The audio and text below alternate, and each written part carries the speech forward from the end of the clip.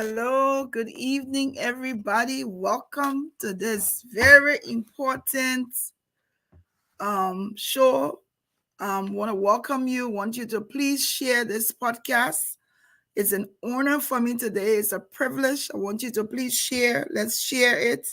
Let's invite others to come and hear and talk to a very important son of Liberia. Some good things have happened um, after all of the difficulties and the challenges. His destiny is now one of denial.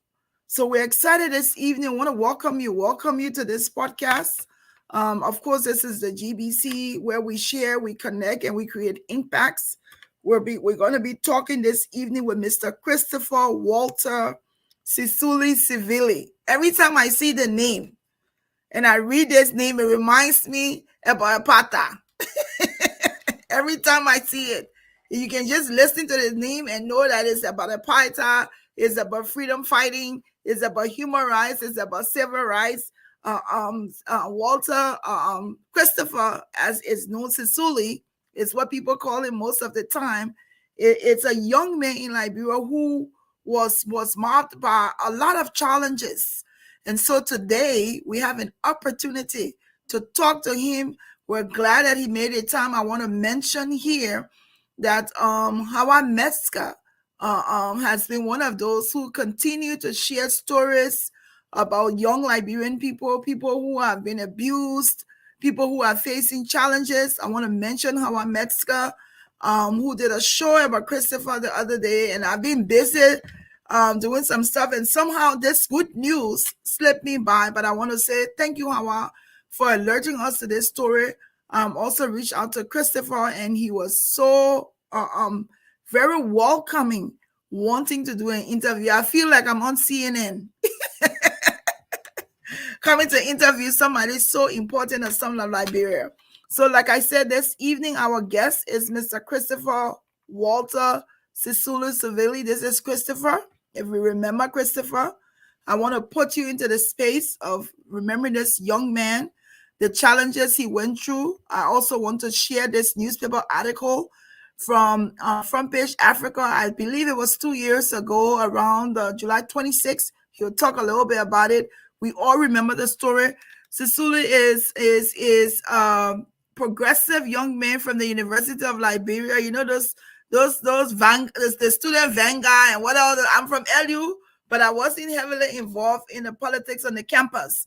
But he'll tell us about it, and we all were awakened to this story that day of how he was beaten, mercilessly beaten, almost lost his life. But God said it wasn't his time. It was not the time for him. And today we have an opportunity to talk to Christopher. We're going to bring Christopher on now so we can start this interview.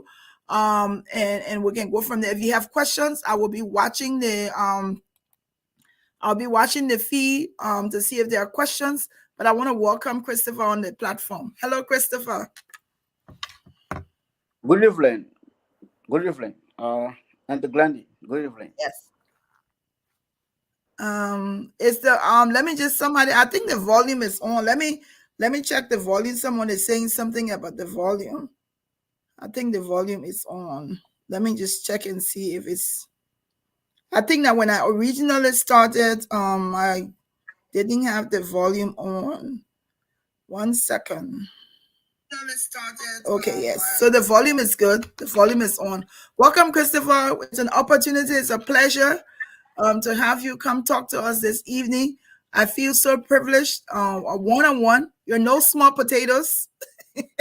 You're not small, man, in the human rights arena. And to have you come talk to us today is an amazing thing. So let's first of all tell us who is Christopher. I like to call all of your names. I even found out there's a Wleh also added to your name today. So I want you to tell us who is Christopher Wleh Sivili. Tell us who is he. Thank you. Thank you so much, Sis Glandy. It's a pleasure to be on the show this evening. I'm Christopher Wleh Sivili, biologically. And I mean, we are simple students from the University of Liberia, trying to see how best to struggle for the dignity and aspiration of the Liberian people. So by my biological name, I'm Christopher Wleh Sivili. I hail from the southeast, precisely Grand Crew, and I'm also a former student leader from the University of Liberia. I also serve the Liberian National Student Union and also play a very key role in the Federation of Liberian Youth. So we enrolled at the university over the past 4 years under President George Emmanuel Weah, and we left the country in 2 years. That was in 2022 when we left the country. We were at the age of 23 when we left the country after our sad ordeal. So I'm very much humble to be on the show this evening. Thank you. Thank you, Christopher. Thank you so much. Let me just say we have something in common. Both of us, we are both from the University of Liberia. I am a graduate of the University of Liberia. I'm proud to be here with you, such a young man at a young age. So we know that I want you to. I don't want to talk about the ordeal first. I want you to talk to us about growing up in Liberia. How is it that a young man like you growing up in Liberia will decide to become a human rights advocate?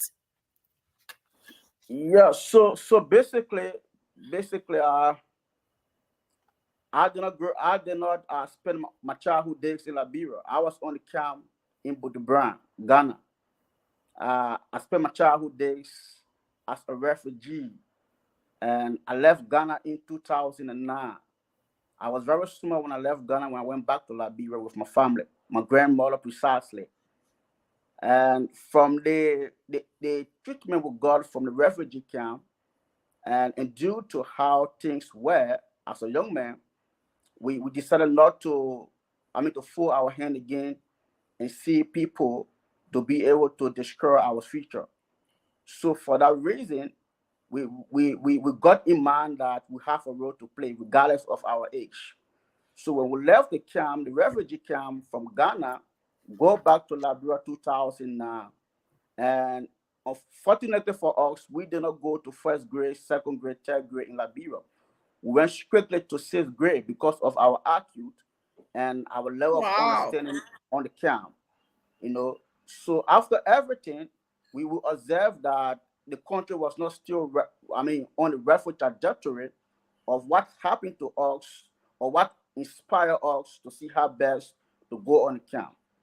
So we felt that it was very much necessary for us to play our role because being on the camp as a refugee, it shows that it was because of political differences and political, situation. That is what led to our 14 years of civil unrest within the country. So we got inspired on the camp based on the life we were living there with our grandmother, based on how we were taken care of. A young man being very much young, before he could eat, he could even pick plastic bag from the market Hmm. house to go and weigh it before he could eat on the camp. My grandmother so potter before we eat on the camp. So that's how we grew up. And for that reason, we got inspired to see how best to struggle for the dignity and aspiration of the ordinary people. While we went through, we decided not to allow all the young people or other people to see how best to go through it. So that's why we decided to go to, the freedom fighter role as a young man. We may be young, but our voice has a role. And our involvement within the political situation of the country is very much important. So that's how we got motivated, and that's how we got inspired. And so our inspiration came from the camp as a refugee boy, go back home. Seeing the country 2009, 2010, 11, the country was still in the same situation that led to us to go in the camp. And that is how we managed to ensure that 2017, when we left high school, we decided to enroll at the University of Liberia. We were having option to go to private university.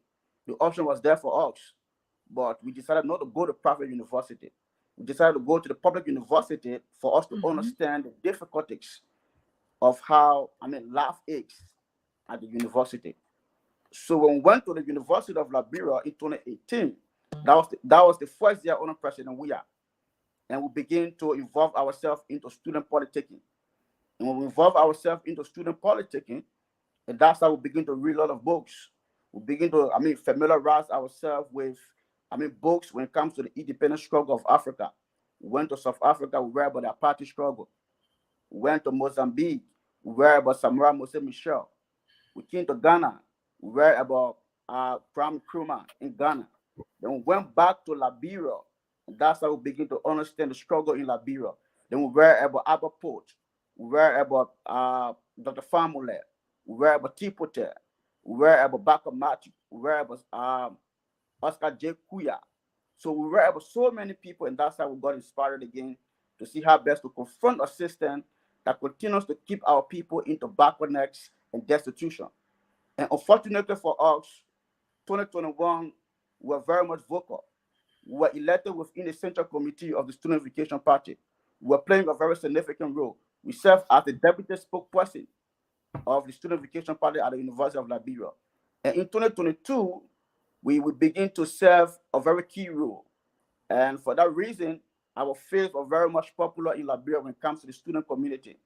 And from that backdrop, that's how we got stigmatized, by those who at that time were presiding over the political leadership of the country, the CDC. They told us that we were very much controversial. They said we're people that we couldn't, appreciate President Weah because he gave a free tuition policy. So for that reason, that's how they stigmatized us.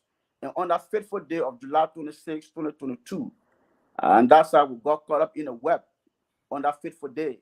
We were very much peaceful. We went on the street with our open arm, our empty hand, with our bare chest. And unfortunately for us, our pictures were given to Zokos, people who they took from Saw Beach for them to come and encounter us. And that is how I caught up in the web. And on that day, I was maltreated. I was dehumanized. I was humiliated. I was stripped naked as someone who has committed the worst of crime in the society. And with God who have it, I did not give up.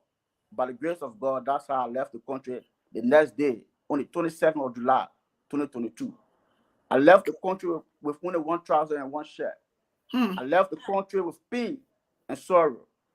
I left the country forgoing my academic studies. I left the country I couldn't see my parents. I left the country, I couldn't see my brothers and sisters. So since 2022, I have been outside of the country. And that's how we have been involving ourselves into numerous of human rights activities in exile. Okay. In exile, I begin to see how best to embrace myself with a lot of applications online when it comes to human rights activities, when it comes to democracy, and when it comes to pertinent issues that are very much important to the society. All right. That's how today. So I want to keep that's the best part of your story, for a little bit later. But I want to talk a little bit about your family, your parents. Do you have any brothers and sisters? And then I also want you to talk about when you started the human rights. You went to the University of Liberia, like you said, you were very young. Went to University of Liberia, decided to become a human rights advocate, a spokesperson. I want to hear from you. What did you get from the government at that time as it relates to how did they relate to you? I know we're talking about the July 26th incident, but I want to see prior to the July 26th incident, did you ever think that what happened to you on July 26th would have ever happened? Obviously, we did not think that on July 26, 2022, we could have been victimized when it comes to political torture. I left my house on that early morning. And fortunately for us, we received a signal that the guards from the CDC has already besieged the university campus. So for that reason, we have to ensure that we organize ourselves to another strategic position, and that was around the bypass, capital bypass. So for that, again, before we could organize the Face the Country protest, we agree among ourselves unanimously. You know, at the University of Liberia, as a veteran, you understand that we have three political parties on campus. We Mm-hmm. have SUP, we have SIM, and we have STUDA. Mm-hmm. And so on a President Weah, there was another political party that was established called FENSA. Yeah. So that political party was established because they wanted to be around to counter us based on our argument against the government. And for us, what we have been saying on a President Weah, it was something that was backed by facts. We have never leveraged any allegations that have never been proven. The four Mason, the four auditors, the three Mason bugs, all those, I mean, sad things gave us the courage to see how best to organize the Face the Country protest. So it was on that day we all agreed within our central committee meeting that we must organize a protest called Face the Country, because we knew that 2022 was the eve of the election year in 2023. So we had a role to play as a student leader, and that's how we organized the Face the Country protest. And it was not just about the CDC, it was also about people who were in opposition, but they were presiding within the legislature, the likes of Mr. Abraham Darius DeLong, the likes of the current Senate Pro Tem, Mr. Kanga Lawrence, and also the likes of the former ANC chairperson, who is not a late person, Mr. Donald Nathan. Benjamin Nathan was also part of the Face the Country protest. So it was not about George Weah or CDC. It was about people who are presiding over political leadership to be able to understand that the country was proceeding in a counterclockwise. So it was necessary for us to ensure that we organized a very serious and important, peaceful gathering. We went to Redland Market. We went to Redland Market prior to our protest. And we informed the people in Redland Market that, your songs are coming out on July 26, 2022. So you have to give us, your support. We did not stop there. We went to various radio stations, informing the people and the public that the students are coming out on July 26, 2022. And that was the country 175th Independence Day celebration. Mm-hmm. So for that reason, people from the CDC angle felt that we were trying to pin the government ugly, or to pin the government very differently when it comes to our strategic partners that were attending the Independence Day celebration. And for that reason, that's how we were targeted. The people were having our pictures in their pocket. They were having our photos in their pocket, those who came to counter us. So Okay. prior to our side ordeal, we were very peaceful in all of our dealings.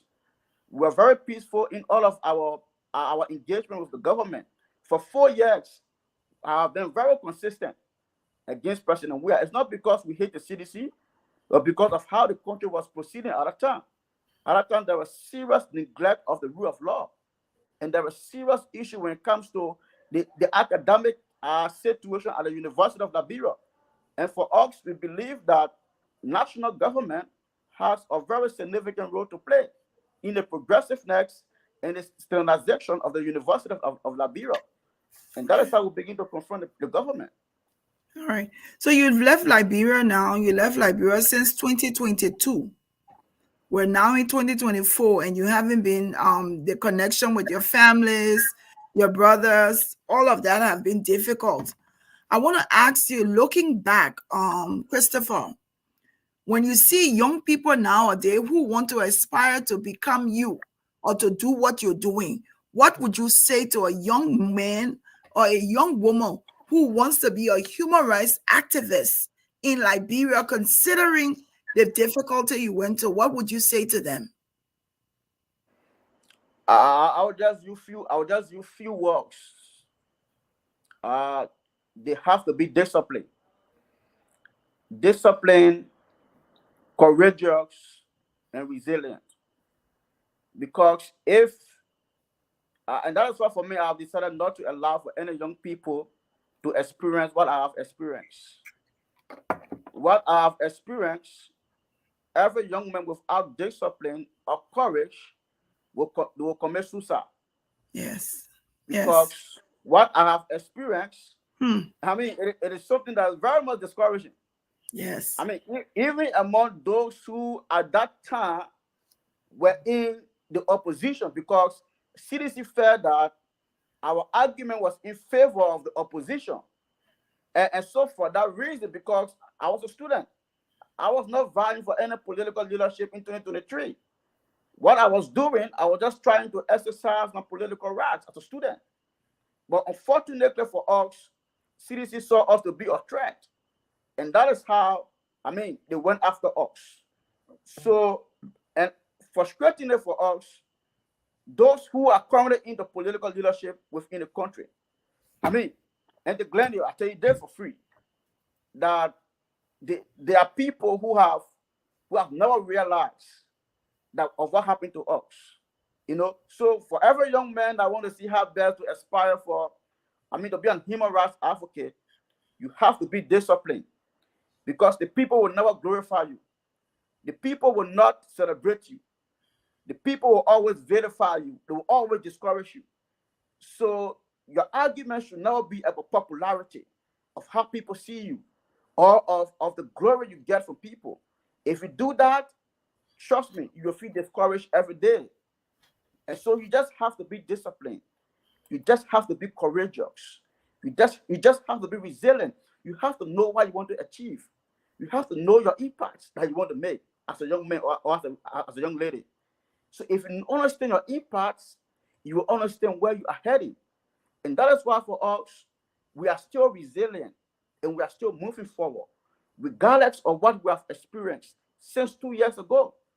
I I, I normally talk to my parents once in a while, Hmm. because they live in, I mean, a place that does not have a serious network. So Yeah. so honestly, I just have to be courageous enough as a young man, Yeah. and be able to move on. I mean, with my personal development as a Yes. student who have, yeah, you go ahead. No, no. So I just wanted to say, to those of you who are just joining us this evening, we're talking to Christopher Wleh Sivili. This is a young man. If you remember his story during the CDC government time on July 26th, these are the pictures of Christopher. He was beaten. We all saw it on Facebook. We followed the story. He was a young human rights activist. He was very outspoken, assertive. He was outspoken about the different violations that were going on in the country at the time. He spoke up his mind, what he wanted better for his country. He was not shy about that. And Christopher met a lot of challenges to get brutalized. We watched it. We saw it. I want to ask you, Christopher, when you look back at the treatment that you got from being a human rights advocate, looking back specifically on July, because I'm sure on July 26th, there was a minute there where you felt that you would have died. There was a meaning there, because just looking at you and looking at the bleeding and stuff we saw, there was a meaning there where you thought you would have lost your life. When you look back to that time and to you now, do you have any regrets for this path that you've chosen? Or nothing has changed? You're still convicted. You still want to be a human rights activist? I mean, to be honest with you, what we did yesterday, we have no regret of it, Hmm. because we believe that it was a moral duty. Hmm. It was a noble cause. It was something, if we could have demarks on that day. At the end of the day, history could have observed us, and history could have recognized us.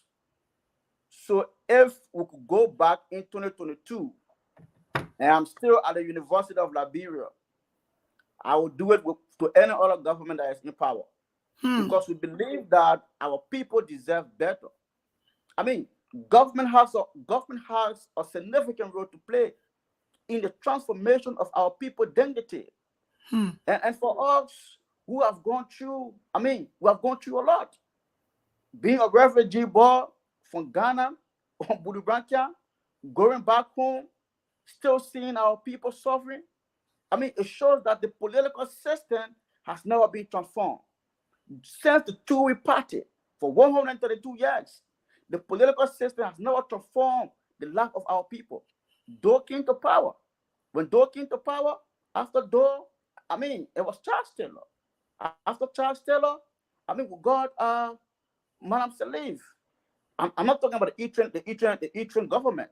So for that reason, after the war, our country has experienced like 18 years of peaceful political leadership.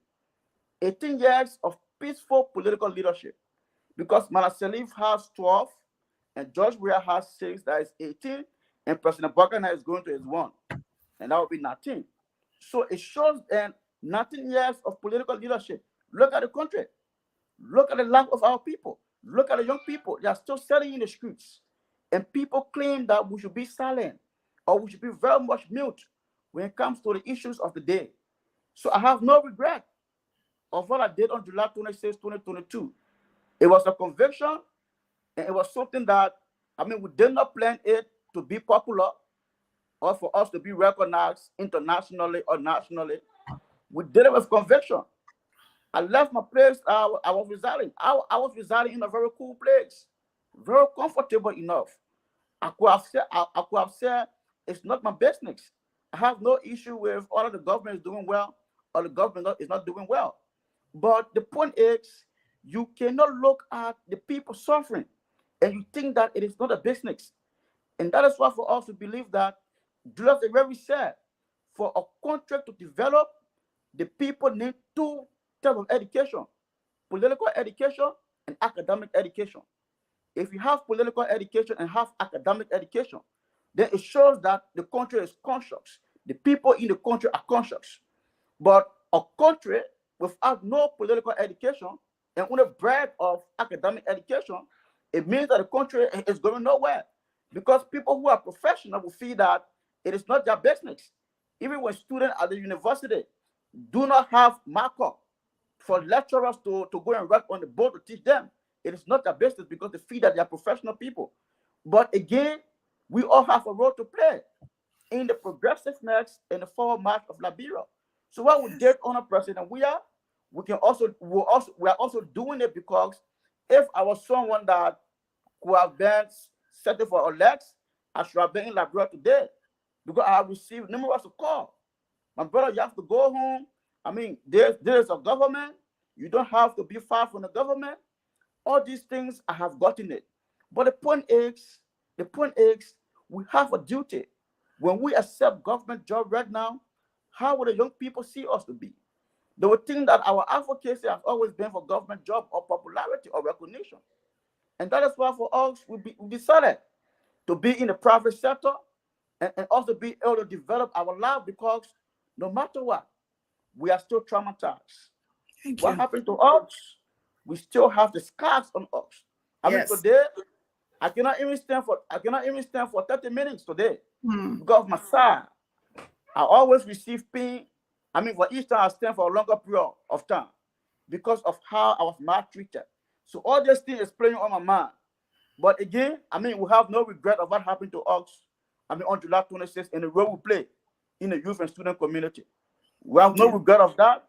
It was a noble duty. It was a moral call, and we executed it to the fullest. Thank you, Christopher. Let's go now to you go through all of the turmoil, the beating, and let me just say also, I hear you. I hear the difficulty. I'm sure you're still traumatized by it because we watched it. to see, and I think to see a young man get beaten mercilessly, like how you were beating, what you went through. It's no small beating that beat you there that day.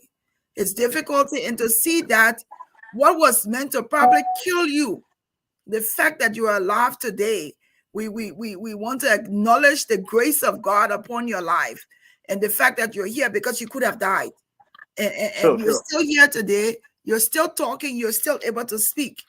Now we're hearing, the reason why we're here is I like to look at your story as destiny is never denied. Destiny is never denied. And to see that we're now here to where you are a finalist in the Kofi Annan Next Generation Democracy Prize. I want you to talk about, how did you get to become a part? How did you get to become a finalist in this war? And mind you, you're living in exile. You have a lot of aches from the beating you got from the previous government, but you're still going to be able to get a recognition.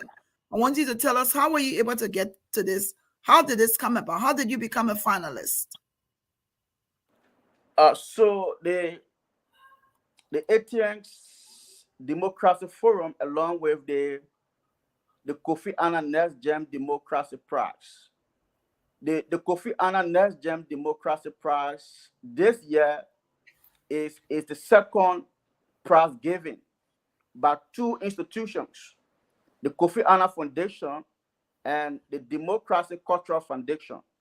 So last year was the first time for them to establish, this award. And last year winner came from Uganda. The last year winner came from Uganda, a young female who played a very significant role in Uganda. And so this year, 2024 Kofi Annan Next Gen Democracy Prize, we were 100 in the process from all across the world. So if you look at people who I'm competing with, these are people from Russia, people from Belarus, people from Namibia, people from different, walks of life. They contested in the process. So what happened was, in 2023, it was something that was actually difficult upon me. So after the election, everything was like I was having no hope that I could have gotten an opportunity to ensure that I'll be able to resume my academic studies. So for that reason, after the election, 2024 came, and there was no hope again. And that's how I reached out to a big brother called Fadala Patrick. When I reached out to Fadala Patrick to express my disappointment and how things have been unfolding upon me, and that is how big brother Fadala Patrick told me that, oh, my brother, what we can do is that we can start to apply for applications. So big brother Fadala Patrick, because one of my abilities again is that I can read better. Yeah. So normally every day I can be on my laptop searching for opportunities to apply for applications. And that is how big brother Fadela Patrick told me that, oh, Chris, I'm having this nomination. I'm having this stuff. And the people have sent me the emails for a long period of time. And I have never replied them. So because of a reason, I'm going to reply them and inform them that I'm having a young man that I want to nominate. So it was just like a try. So Wow. we're doing a try and error, stuff, right? And can you imagine? We did the Wow. application on the deadline of the day. Wow. Yeah, we did the application on the deadline. I mean, people that were coming from Mangibi, he told me that, oh, Chris, it's late, but the time is almost reaching. So when I reach to Moravia, I'm going to ensure that I put the application together and also send me a 2-minute video. So we did a 2 minutes video. And that 2 minutes video, you have to explain of the work you have been doing and what motivated you, what gave you the courage, what gave you the inspiration to defend democracy, to defend human rights, and to involve yourself into what you are doing. So it was the deadline on that day. It was very late. And in my little room, I did my 2 minutes video. I prayed to God, and that's how Big Brother Fadela And Patrick. here you are today. I mean, Here you send the are today. applications. Yeah. So when you send the applications, and it took 2 months because the application was very much many from across the world. I mean, people even from Gaza, people from Russia, people from South Sudan, they all apply because all these people also are facing challenges. It's not only Liberia alone when it comes to democracy issues. Democracy is currently on threat in Gaza, Israel, Russia, South Sudan, Namibia. All those people they apply, and for me, I also apply as a young man from Liberia and also West Africa. And when I apply, and that's how I got. I mean, I received the first email because they sent us like 3 emails. I mean, it's a whole stage. The first email I received it.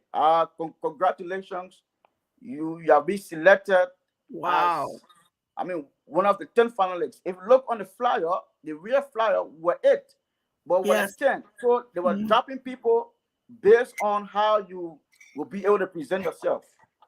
And for me, I was also opportune to also be selected in another category. So it's 2 categories that I was selected in. The first one is the prize, and the second one is for us to do a whole documentary series. I mean, doing Wow. the 18th Democracy Forum with people across the world, even down to the UN Secretary General will also be present on that day. So we'll do a whole documentary series. So the award is one, and the documentary series is also one. So within that period, I also did a 1-hour interview with the people. They call me, explain about myself, my family, what led to me to being Elza, all those things. Yeah, so I mean, being someone that was very much confident enough, very much courageous, and I know what I want, I know where I'm coming from, I know how I confronted a government that was very much rigid, and I came into Elza, I know how things was like in Elza. I mean, it was very much frustrating, but this Yes. opportunity built up my hope. And Yes. within that period of time, I decided not, I mean, to even give up. I decided to continue on the path that I'm on currently. A path to see, because the president of the whole institution even wrote me. He told me, he said, Chris, we are glad that you went at the extreme to defend democracy. He said, I went at the extreme because being a young man, being stripped naked, I mean, being brutalized, humiliated, only because we're defending democracy. He told me, he's a Chris, you went at the extreme. And for that reason, your story is most inspiring to us. Wow. We appreciate you. We appreciate you. Yeah, and so Wow. that's how, I mean, Big Brother Fadela Party. Amazing. I Amazing, mean, amazing, amazing story. A young yeah, man who gets beaten, almost killed, has to flee his country to be in exile for the past 2 years. Gets this, and let me just say thank you to VP. Thank you to the yeah, Vanilla VP. Project. Yeah, Thank you VP so did well, man. much to VP. That today, you're not looking back. Yes, you still have the residuals from the beating. I'm sure you still traumatized. I'm sure when you think about it, you think about how you were treated. But when you think about this opportunity that has now fallen on your laps based on your story, and this is the thing, Patrick introduced you, but the work to get here, you did it. You did the work. You did the work for Liberia. You represented Liberia. You stood in harm's way to be able now to make Liberia a poster child where Liberia's story will be on another level. And then one of the things I want to say is when I look at the list of people, countries that are finalized, to see West Africa and to see that Liberia has qualified, and to see that Christopher Sisuli is the one that's going to represent Liberia in this thing. It's an amazing thing. So the reason why we're here also is we know that the conference is from October 1st to the 3rd. We also know that the ticket and hotel, those things may have been covered, but there are other things that has to be covered. And that's one of the reasons why we wanted to be able to talk to you so that the people, the Liberian people, will hear your story. And if you want to bless Christopher, you want to make a donation. Look, this opportunity that God has given this man to live again, it is plain called destiny. It's like what the people can say in Liberia, what God got for you, nobody can take it away from you. What God got for you will see your face. This is what is seeing your Sure, face now sure, sure. on a platform, on a higher platform. So if you're watching, the Cash App is there, the Zelle is there. We want to be able to make a small donation to Christopher. We want by latest Friday morning to be able to send a donation to Christopher to say, our son, we identify with you. We know there have been difficult times, there may be challenges. We don't want Christopher to go there when he want drink water. Then he begging the people, please, can you buy me a bottle of water? He is not working. He's been in exile for years, but he's going to represent Liberia. So I'm speaking to you. If you remember this story here, if you remember 2022, July 26th, this story of this young man who was, I like to use the word mercilessly, because when people are beating you mercilessly, they don't even care where you what part of your body they're hitting. If you watch this story and you identify with Christopher, all I'm asking you is to please join me, join Hawa. Let's make a small donation. Let's help send Christopher off to represent Liberia. You see, Christopher is a humble man. He's not bitter. So other people will be there. I'm not going to represent the country who almost killed me. I almost died. But when you hear him even explaining the story, he's so enthusiastic about it. He was so happy that this opportunity has fallen. So please, if you want to make a donation, latest tomorrow evening, make a donation. We want to make sure that we identify with Christopher as he goes to Greece. The Liberian boy from Grand Cru County is going to Greece to represent Liberia. So Christopher, what if you become the finalist, if you win this, is there something where you're going to be number one, number two, number three? Tell us a little bit. What is the end result of this competition? So basically the competition only has one winner.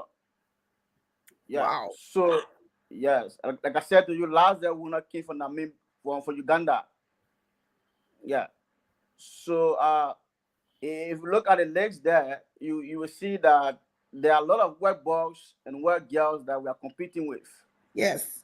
Yeah. So I mean, we just have to keep be hoping, and but also we believe that the reason why we are very inspired to go for this 18th Democracy Forum is because we want to see how best to narrate our story. Yes. And in narrating our story, we want to inspire the younger generation. I mean, for us to defend democracy, you have to ensure that you are disciplined, you have principles, you have integrity, and you have character. So I Mhm. mean, today Liberia or Africa continues to remain in backwardness is because we are refused to give people who have discipline and integrity political leadership. And that is why today you see that democracy is on a track. And so for that reason, I'm going to that forum to see how best to lobby among people who are human rights, I mean defender, for us to narrate our story. And Thank you. interestingly for us, we have a plan, and our plan is and to expose our organization when I came into Ezra, into Glenny, you understand that I received no help Hmm. from any human rights institution. No help. I live in the South region. I was in the South region for 2 years. I received no help from any human rights institution. I Hmm. mean, it was very frustrating enough. Someone who defended democracy, human rights, a young man left his home, one trouser, one shirt, crossed the border. He had himself crossing the border. All those things, we experienced it. And for us again to be in Ezra and no support again, it was quite difficult. It was quite Yes. difficult. Yes. Yes. So we have a role to play, and that role is very much key.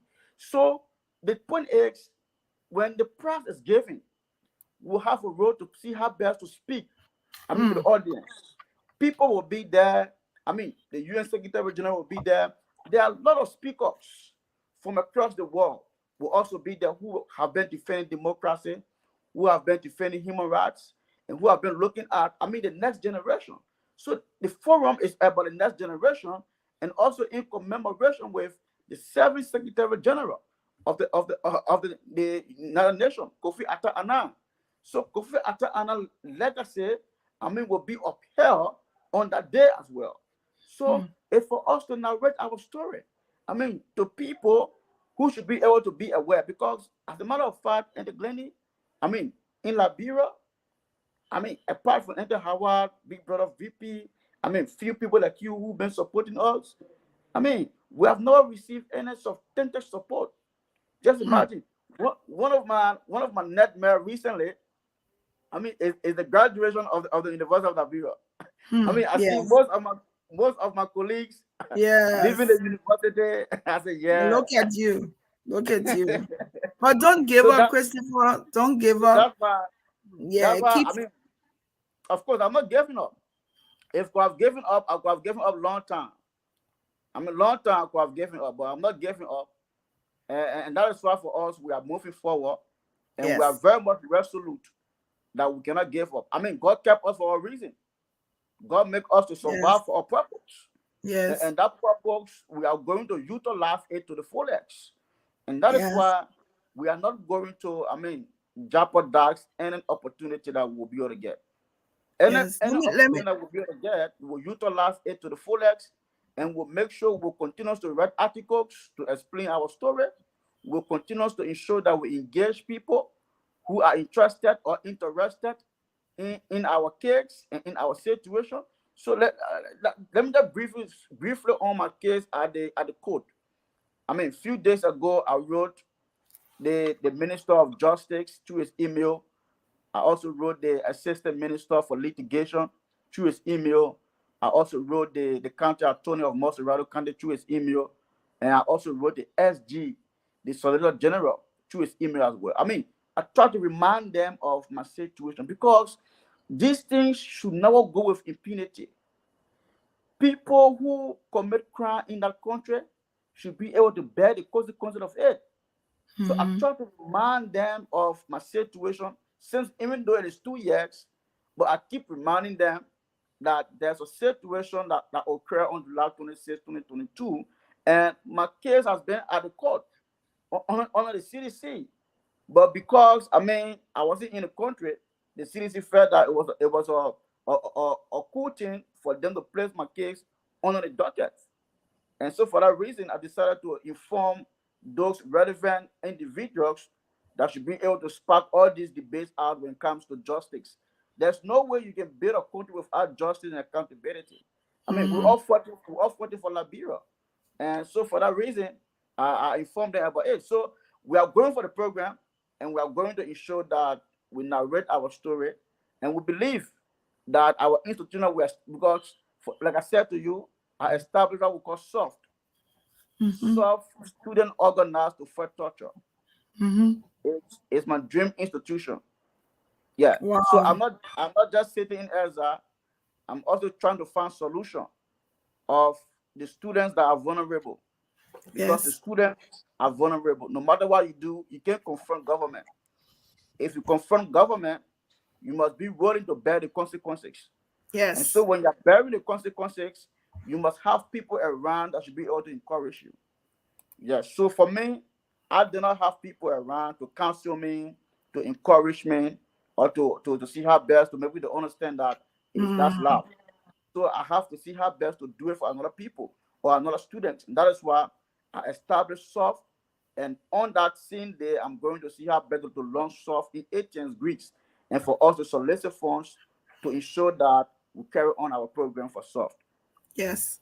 Christopher, I want to those of you watching, if you've been touched, you remember the story for Christopher. We're not asking you for much. If it's $5, $10, $25, yes, we understand this platform may not be a big platform, but little is much when God is in it. You do your part. You make a donation. Let's identify with Christopher. This young man, as you listen to him, his life was cut short. The way he was proceeding was cut short. Progressive young man in school, because he was an advocate for human rights, he was aligned and beaten. He had to flee his country. Today, he talked about how he watched his classmates graduate from LU. He hasn't graduated. He talked about how he cannot stand for more than 30 minutes. He has a lot of residuals. He has a lot of pain, but still God saw it fit. And Christopher is now a finalist that will be going to Greece in this Kofi Annan Award. We want to be able to make a donation to Christopher on Thursday evening or Friday morning. So I'm asking you right now, we've been able to raise $111. I'm asking you, and that $111, I haven't even put mine on top there yet, but we want to make a donation to Christopher to say when you go there, we're going with you. We're wishing you all the best. We trust that Christopher's story will make him become the winner. We want to believe that Christopher will win this. We're trusting that he will go. His story will stand out. Liberia, this story will be used for nations for years to come. And to you, Christopher, I want to say thank you. Thank you so very much. I have all of your contact information. Latest tomorrow evening or Friday morning, whatever donations we get, we will send to you. To those of you listening, please don't just hear this story and not put your hand and say, my brother, we're sorry for what you went through. We support you.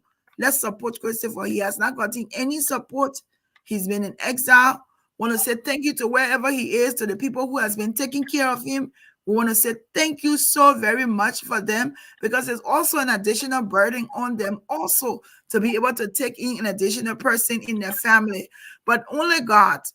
And we want to say, Christopher, thank you. You can make some closing comments, but rest assured that on Friday morning latest, whatever I've been able to gather, I will send it along with my contribution. We want to wish you all the very best as you go to Greece. Go make us proud. This is your story. You belong in Greece. You belong to be the winner.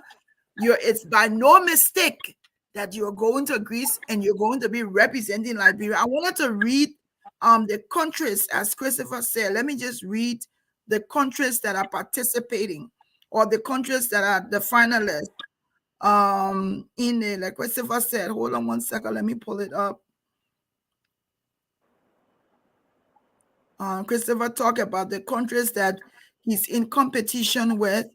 And if this does not make you proud as an African or as a Liberian, then I don't know what. So we have Malaysia, we have Russia, we have El Salvador, we have Belarus, we have Sudan, we have Namibia, we have Nepal, and we have the Democratic Republic of Congo. And amongst all these countries, we have Liberia through Christopher Sisoli. This is an amazing journey. My son, you're not my brother, you're my son, you're my child. I want to wish you all the very best. Give us some closing comments and you will be hearing from me. We want you to take a gift with us, with you, as you go to Greece from us. So thank you, thank you so much, and the Glendy. I mean, it is a privilege to be on your show today, and we believe that people like you are playing a very significant role within the progressiveness of our country for mobility. I listen to you every day on Spoon Talk. You are very sound enough. I mean, very progressive. I mean, someone who is defending human rights, someone who is defending social justice, academic freedom, and peace. And so, thank you so much for this opportunity to be on the show. So, to close up very briefly, we are not deterred. No matter how long it is going to take, we are going to see her begs to get justice, and we are going to see her begs to, I mean, perform our national duty. We have a duty as young people, regardless of your age, regardless of your status, you have a role to play. And you should play your role in a way that at the end of the day, history should be able to recognize you. History should be able to acknowledge you. History should be able to say, yes, I mean, this young man played a very significant role. So for us, we will be departing very soon by God's grace, and we are going to narrate our story internationally, and we are going to see how best to ensure that we make Liberia proud. And what happened to us, it is something that was already destined, and that is why it occurred to us on July 26, 2022. 2 years ago, we are still moving forward Hmm. regardless of the psychological pain, regardless of the psychological trauma, but we are still steadfast and courageous. We are unmovable and unshakable. And we Hmm. believe that we are going somewhere very much important, and we are going to play a very key role. So thank you for the opportunity. Whatever you are going to donate, we are going to ensure that we come back on the same show and appreciate you for your contribution, for your donation, and for everything your prayers, support, motivation as well. So thank you so much for the opportunity and the Glendy. It's a privilege to be on your show tonight, and want to appreciate the Liberian people, most especially our mothers who continues to champion the cause of democracy, social justice, academic freedom, and peace. Thanks to enter our Meza, and also Yes. thanks to Big Brother Vandela Patrick. He knows Yes. that I got him. He knows that I always appreciate him. I always tell him, I mean, I'm grateful of me encountering him, and he knows how, I mean, grateful I am. So Thank you. thank you so much, and the Glendy. I mean, it's a privilege, and all the best to you as always. Thank you, Christopher. And I just want to say thank you to Dinah. Yakabor Dinah just made a donation to all of you. We're not going to send this money tonight because we wanted to reach a certain amount. We will send it latest tomorrow evening or on Friday morning before the chicken crows. Want to make sure that Christopher gets a donation. We want, when we hear that Christopher has won, we want to say, yes, we were a part of that parcel, that we supported Christopher on his way to Greece. My regards to your family who's taking care of you wherever you are. We will be in touch, Christopher. We're proud of you. We know you can win this. We're looking forward. We'll be talking to you tomorrow and later. But you take it easy. God is not done with you yet. There's still more about Christopher. Let me just call the full name, Christopher Wleh Sivili. There's still more to life about you. So thank you so much for your steadfastness. See you. Thank you. Yes, an amazing, amazing young man. And to hear him say that after they gave him all that beating, they beat that young man up. He has no regrets for speaking out for human rights. After all that, I want to say thank you to Vanilla Patrick. I want to say thank you to Hawa Metzger. There's some things that Hawa do that I cannot do. I always say, I can't be an advocate like Hawa on abuse and all of those things. But the little I can do to join her, to be able to channel a cause, no matter how or where I am, I will continue to support the things that Hawa Metzger does because her passion is contagious. And to Christopher, we all can attest to this story. We know the story. We heard the story. I'm begging you, make a donation. This young man has been in exile for 2 years. You heard him. He says there are some times where he cannot talk to his family because their internet is not good. To be away from, would you be away from your family for 2 years? Would you? Will that be easy for you? Will no help? We may not have the number, we may not have the quantity, but the quality of what we do will last. So I want to say to you, I am begging you, please make a donation. This is a big thing for Liberia to have a finalist in the second year of the Kofi Annan Next Gen Democracy for Human Rights Advocates, to have a finalist come from Liberia amongst all the other countries. It's an amazing thing. So you have my Cash App, you have the Zelle, you can inbox me, you can text me, but please make a donation. We want to be able to send whatever we collect to Christopher on Friday morning, very early or late tomorrow evening. We want you to be a part of this. Let's put our hands together around him. If you watch this story, if you saw this newspaper, if you saw what Christopher went through, and you identify with him then, it is now time for you to come and identify with him now. Folks, I want to thank you for watching. Let's continue to support. Let's continue to be a touchlight for Liberia. Let's continue to advocate for those things that will bring a better country to us. We want to pray for Christopher's health, because just listening to him and saying, I can't stand up for 30 minutes. There's this trauma he goes through. I want us to continue to pray for his strength. But I am convicted that Christopher's story will make him the winner of this year's Kofi Annan Next Gen Democracy. And you don't want to not be a part of this win. So send us your small couple so we can put it together and give it to our son and say, we're sorry for what you've gone through, but we know that God is able to do all things. Thank you, everybody. Thank you for watching. Continue to follow us on Facebook. We will continue to share this story. We'll keep you all updated. To everyone who has donated, we want to say thank you so much from the depths of our heart, from Hawa, from Patrick, from Christopher and myself, and everybody else who's telling this story, this good story. We want to say thank you. Thank you for watching.